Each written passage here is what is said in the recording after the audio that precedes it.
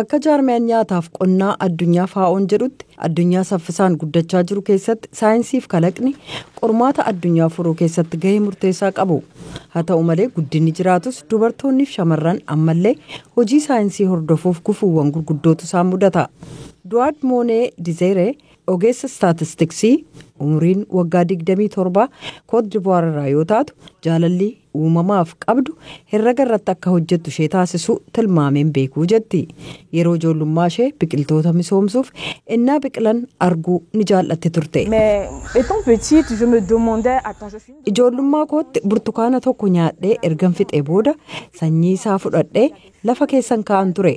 Guyyoota muraasa booda baalaaf daraaraan arga. Dhugaa dubbachuuf dur kun attamitti ta'a jedheen yaadaa ture jette. Duwaad istaatistiksii waa'ee qonnaa hubachuu ishee dura dhimma biyyoo itti kunuunsaniif oomisha qorachuu jalqabdee sanarratti fuulleffatte. Har'a maatii ishee keessa hayyuu herregaa ishee jalqabaa taateetti. Oui, effectivement, je suis la première dans ma famille à travailler dans... Staatistiksii qonnaa Afrikaaf faayidaa qabaachuu ka danda'u daataa kanaan haala qabatamaa lafa keenyaaf odeeffannoo walitti qabnu irratti hundoofne ogeeyyii staatistiksii qonnaa haaraa leenji'an lakkoofsa qaamolee imaammata baasan haala qabatamaa irratti hundaa'uudhaan murtoo odeeffannoo irratti hundaa'e akka murteessan dandeessisu dhiyeessuu dandeenya jette. Qormaata wabii nyaataa hubachuuf murteessaa ta'e ragaa walitti qabuuf xiinxaluu keessatti ogeeyyiin istaatistiksii barbaachisoodha. Biyyoonni guddachaa jiran garuu ragaa qulqullina qabu hin qaban. Odeeffannoo isaan barbaachisuun ala murteessitoonni tarkaanfii ragaa irratti hundaa'e fudhachuu irratti qormaatatu isaan mudata. Afrikaatti faa'oon dargaggoonni keessumaa dubartoonni qaawwa daataa qonnaa cufuuf gargaaruuf barnoota istaatistiksii qulqullina olaanaa qabu karaa iskoolaarshiippii istaatistiksii barnoota qonnaa maastarsii akka argatan deeggaraa tureera. Duwaad barattoota hedduu guutuu ardii kanaarratti walitti qabaman keessaa tokko yoo taatu kanneen Instituutii Staatistiksiif dinagdee hojiirra oolmaa Abijaan Koot Divuwaar keessatti argamu dhimmoota wabii nyaataa furuuf gumaachan keessaati. Kaayyoon ishee qonnaan bultoonni oomisha midhaanii guddisuu fi gochaalee oomisha qonnaa itti fufiinsa qabu fudhachuudhaan caalaatti oomisha itti fufiinsa qabu akka qabaatan gargaaruudha. Daataa qindaa'e qabaachuun qonnaan bultoota keenya ciccimoo hundaaf nama qorannaa hojii qonnaa keessatti hirmaatu hundaaf faayidaa qaba jedheen amana. Kun waa'ee oomisha isaan galmaan ga'aniif gosoota midhaanii itti fayyadamuu qaban illee tilmaamuu waan dandeessisuuf jecha jette.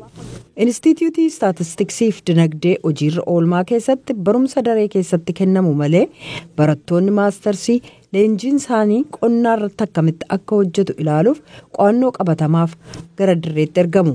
Faa'oorraa hayyuu staatistiksii ka ta'an Naayoo Ankuufii akka jedhanitti keessattuu mata dureewwan barbaachisoo lama qonnaaf staatistiksii qonnaa keessatti oomishaaf bu'aa oomishaati.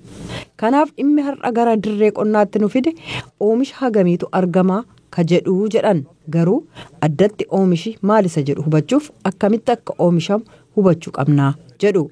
Hayyuu staatistiksii gameessa ka ta'an Neelii Joorjiivaa Mihaayloovaas akkas jedhu. Bara 2022 irraa eegalee faa'oon biyyoota guddachaa jiran hedduu keessatti sirna staatistiksii qonnaa gadi bu'aa jiru furuuf tarsiimoo addunyaa staatistiksii qonnaaf baadiyyaa fooyyessuuf qophaa'e ennaa qopheessu boonatitti dhagahama. Qaamolee ijoo sagantichaa keessaa tokko dubartoota staatistiksii qonnaa irratti deeggarsa gochuufiidha. Galmeen UNESCO akka agarsiisutti qorattoonni addunyaa 100 harki 30 gad dubartoota yoo ta'an lakkoofsi kun biyyoota Afrikaa uffee Saharaa gadiif illee tokkuma garaagarummaan qabu jedhan.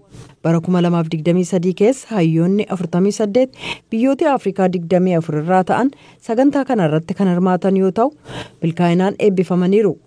Kanneen keessaa 100 harki 43 dubartoota ta'uu isaaniitti ni boonna. Leenjii argataniin jabaatanii barattoonni irraa hedduun sagantaa kana xumuranii gara biyya ofiitti innaa deebi'an staatistiksii damee qonnaa kan wabii nyaataa cimsuuf ni gumaachu jechuudhaan faa'ootti hayyuu staatistiksii gameettii ka ta'an Neelii Joorjiivaa Mihaayloovaas ibsaniiru.